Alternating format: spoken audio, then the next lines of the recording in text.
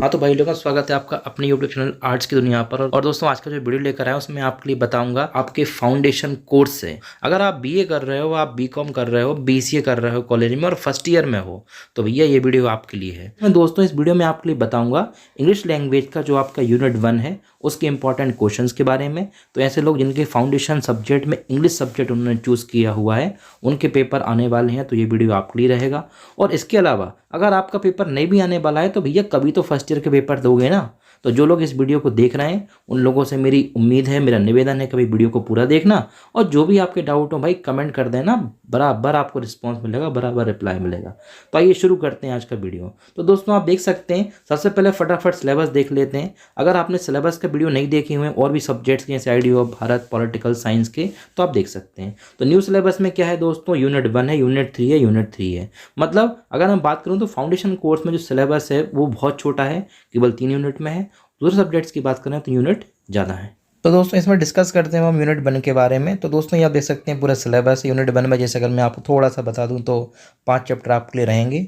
बहुत सिंपल से क्वेश्चन आते हैं और पास होना बहुत आसान है। ऐसे लोग जो बरकतुल्लाह यूनिवर्सिटी से हैं और जो इस वीडियो को देख रहे हैं उनको ये चीज़ समझ में भी आ गई होगी कि आपका जो पेपर होता है फाउंडेशन कोर्स का वो आपका OMR शीट पर होता है। मतलब आपको लिखना नहीं पड़ते हैं किस चीज़ के आंसर, बल्कि आपको जो क्वेश्चन पेपर आता है उसमें 4 ऑप्शन रहते हैं, उनमें से एक ऑप्शन चुनना पड़ता है। और इसको लेकर मैंने पिछला प्रीवियस ईयर का सॉल्व पेपर भी अपलोड किया है मेरे चैनल पर, तो आप जाके और इन्फॉर्मेशन ले सकते हैं। आपको बहुत कुछ पता चल जाएगा अगर आप उस वीडियो को देखते हैं तो यूनिट 1 यूनिट 2 में कुछ खास तरह के पैसेज वगैरह रहेंगे और इसके बाद में लास्ट यूनिट है बेसिक लैंग्वेज स्किल्स, जिसमें सफिक्स प्रीफिक्स ये सब चीज़ें आपके लिए आएंगी। तो बिल्कुल टेंशन मत लो भाई, अगर मेरे चैनल पर होना तो फिर तुम्हें जरूरत नहीं कोई टेंशन लेने की। तो बात करते हैं यूनिट 1 की, where the mind is without fear. ये चैप्टर का नाम है आपका, यूनिट 1 है। इसको लिखा रविन्द्रनाथ टैगोर ने। तो मतलब मैं क्या ही बोलूँ यार, अब तुम लोगों को मतलब हंसी आती है मुझे तो कभी कभी इतने बेसिक क्वेश्चन पूछ लेते हैं कि इस चैप्टर को किसने लिखा हुआ है। तो भैया दिख तो रहा है तुम लोगों को आंखों से रविन्द्रनाथ टैगोर ने लिखा हुआ है, लेकिन भाई आप में से कई लोग ये कर देते हैं यार कि आंसर गलत लगा देते हैं। तो भाई बहुत दुख होता है मेरे को भी कि यार इतना सिंपल सा क्वेश्चन तुम लोग कैसे गलत कर सकते हो यार। फिर भी अगर पहली बार हो तो देख लेना भाई, रविन्द्रनाथ टैगोर इसका आंसर है, where the mind is without fear. तो बात करते हैं शॉर्ट आंसर्स में कुछ क्वेश्चंस की। तो देखिए क्वेश्चन नंबर पहला है, name the poet of the poem where the mind is without fear. तो जो क्वेश्चन मैं आपको बता रहा था वो यहाँ पर भी दिया हुआ है कि किसने लिखी हुई है ये poem, where the mind is without fear. ऐसे लोग जो हिंदी मीडियम से हैं उनको थोड़ा सा प्रॉब्लम होता है इंग्लिश को समझने में, तो उनके लिए हिंदी में भी दिया हुआ है इस PDF में, तो आप उस चीज़ को भी समझ सकते हैं। बात करते हैं सेकंड क्वेश्चन की, how should the mind be according to the poet. Poet के अकॉर्डिंग माइंड कैसा होना चाहिए, मस्तिष्क कैसा होना चाहिए। तो पोएट के अनुसार mind should be free so that people can think and work freely. कवि के अनुसार मस्तिष्क हमारा फ्री होना चाहिए, हमारा दिमाग फ्री होना चाहिए, क्योंकि जब हमारा दिमाग फ्री होगा तभी हम क्या कर सकते हैं, जैसे यहाँ पर लिखा हुआ है can think and work freely. हम फ्रीली सोच सकते हैं किसी चीज़ को, किसी भी चीज़ को हम आसानी से कर सकते हैं। तो ऐसे क्वेश्चन आ जाते हैं। अब इसमें आपके लिए क्वेश्चन कैसा आएगा, लिखने के लिए नहीं आएगा, सिंपल आपके लिए बोल देंगे कि how should the mind be according to the poet. अब आपके लिए लिख देंगे पहला ऑप्शन वर्क फ्रीली, दूसरा लिख देंगे आपका वर्क प्रॉब्लमली। ऐसे क्वेश्चन आ जाएंगे तो आपको पता होना चाहिए वर्क फ्रीली की बात की गई थी। Third question, what does the poet mean by the term head held high.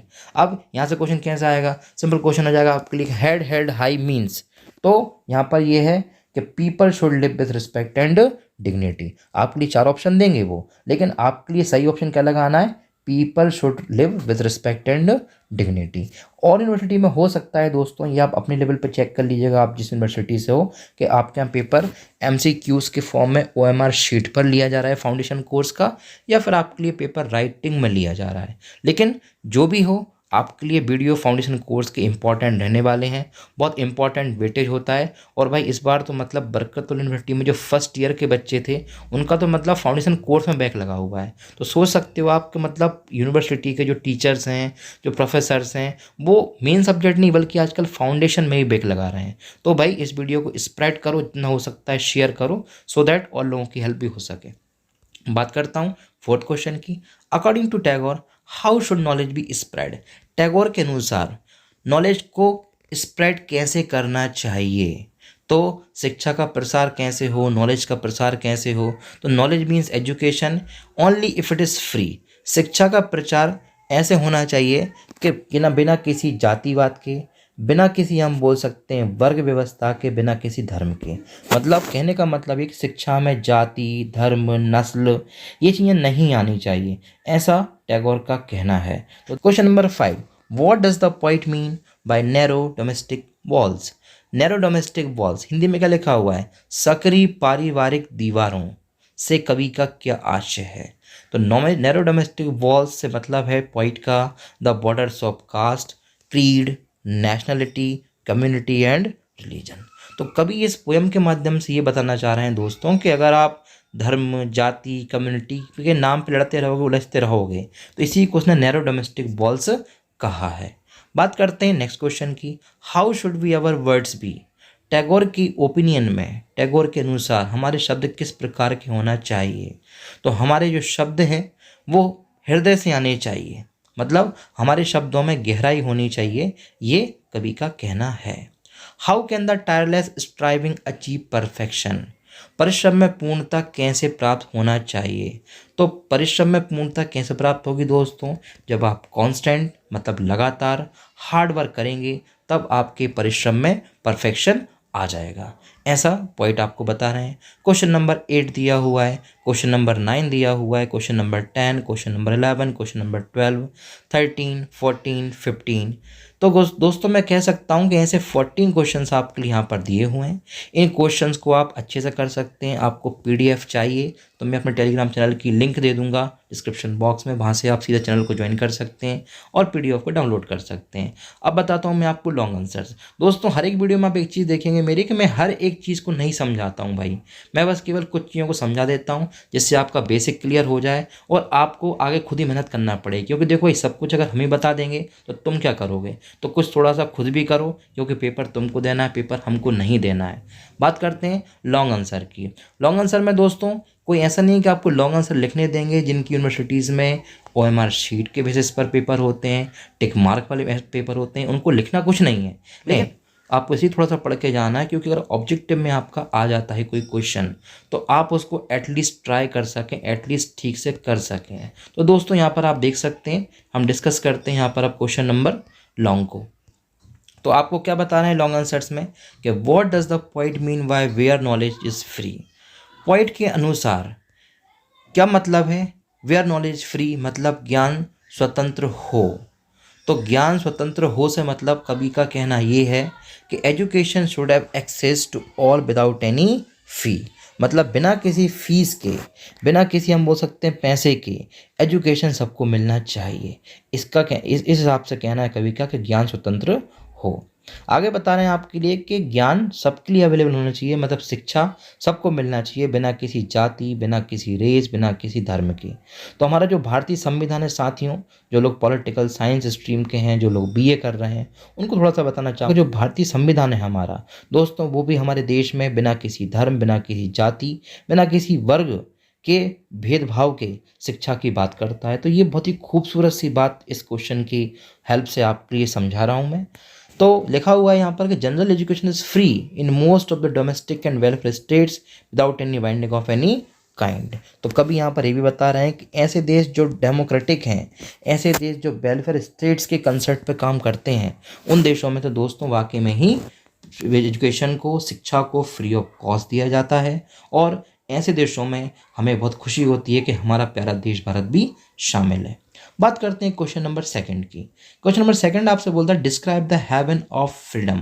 स्वतंत्रता के स्वर्ग का वर्णन करो। तो दोस्तों ये क्वेश्चन अपने आप में लॉन्ग है, लेकिन मैं फिर से आपको एक बार याद दिला दूं दोस्तों कि भैया इसको आपको याद नहीं करना। अगर आप बरकतुल्ला यूनिवर्सिटी से हो, अगर आप और यूनिवर्सिटी से को चेक कर लो एग्जाम के कि आपका फाउंडेशन कोर्स का पेपर कैसा आएगा। अगर MCQs में आता है तो आपके लिए केवल इसको पढ़ के जाना है। अगर आपके लिए लिखने के लिए आता है, मतलब आपको राइटिंग में लिखना है क्वेश्चन का आंसर, उस केस में आपको इसको थोड़ा सा याद करना पड़ेगा। तो थोड़ा सा मैं समझा देता हूँ आपको बहुत जल्द कि स्वतंत्रता के स्वर्ग का वर्णन। तो in the poem where the mind is free without fear the poet aspires for a free country India. स्वतंत्रता के स्वर्ग का वर्णन से कभी यहाँ पर हमारे देश की बात करता है। वो ये कहने चाहते हैं कि भारत देश क्या हो, आज़ाद हो। और वही स्वतंत्रता का स्वर्ग है उनकी नज़रों में। उनका कहना क्या है कि here people shall free from the slavery of the British people. उनका मानना है कि जो भारत के लोग हैं, एक दिन ऐसा जरूर आएगा जब वो अंग्रेजों की गुलामी से क्या होंगे, हमेशा हमेशा के लिए आज़ाद होंगे और वही उनकी नज़रों में स्वतंत्रता का स्वर्ग कहलाएगा। तो मैं ये कह सकता हूँ दोस्तों कि टैगोर साहब ने, रविन्द्रनाथ टैगोर ने इस पोयम को उस समय लिखा जिस समय हमारा देश अंग्रेजों की दास्ता से, अंग्रेजों की गुलामी से बंधा हुआ था। आगे और भी लाइन लिखी हुई हैं, he also wants that the people should lead life with respect and dignity. उनका कहना ये भी था टैगोर साहब का कि हमारे जो देश के जो लोग हैं, जो भारत के लोग हैं, उन लोगों को अपनी लाइफ को डिग्निटी रिस्पेक्ट के साथ जीना चाहिए। और आप भी जानते हो साथियों कि जब हम गुलाम थे तो हमारी रिस्पेक्ट, हमारी डिग्निटी हमारे पास नहीं थी। He also want the people of his country should be get free education without any sort of barrier of caste, creed और रिलीजन। वो ये भी चाहते थे कि हमारे देश के लोगों के लिए जो शिक्षा मिले वो फ्री मिले और बिना किसी धर्म, जाति, नस्ल के मिले। तो ये जो टैगोर साहब का ख्वाब था, ये उनकी जो इच्छा थी, वाकई में ही आज़ादी के बाद ये सारी चीज़ें हमारे देश में अच्छे से हो रही हैं। फ्री ऑफ एजुकेशन भी मिल रही है दोस्तों, बिना किसी धर्म, जाति, नस्ल की शिक्षा मिल रही है। ये बहुत ही अच्छी बात है और यही पूरी पोयम के जो नोट्स हैं, जो क्वेश्चंस हैं, ये सारी चीज़ों पर बेस्ड हैं। आगे वो थोड़ा सा और बता रहे हैं आपके लिए कि the people should think to work properly. लोगों को काम ठीक से करने के बारे में सोचना चाहिए। होते हैं ना कई लोग जो ठीक से काम नहीं करते, तो उनसे लोगों की बात वो करते हैं कि भैया ठीक से काम करोगे, अपन सब लोग ठीक से काम करेंगे तो वाकई में हमारा जो देश है वो आगे बढ़ेगा, इसमें कोई शक नहीं है। इसके बाद कुछ और लाइन है साथियों, मैं आपको जल्दी से बता देता हूँ, समझा देता हूँ। Old customs and tradition should not be hurdles in their way of progress. उनका कहना है कि जो ओल्ड कस्टम्स हैं, जो ट्रेडिशंस हैं, वो लोगों की प्रोग्रेस में बाधा नहीं बनने चाहिए। तो मतलब इसका मतलब क्या है? इसका मतलब टैगोर साहब का ये मानना था कि कई ऐसी रीति रिवाज हैं हमारे हिंदू कल्चर में, मुस्लिमों में, और भी धर्मों की बात वो करते थे।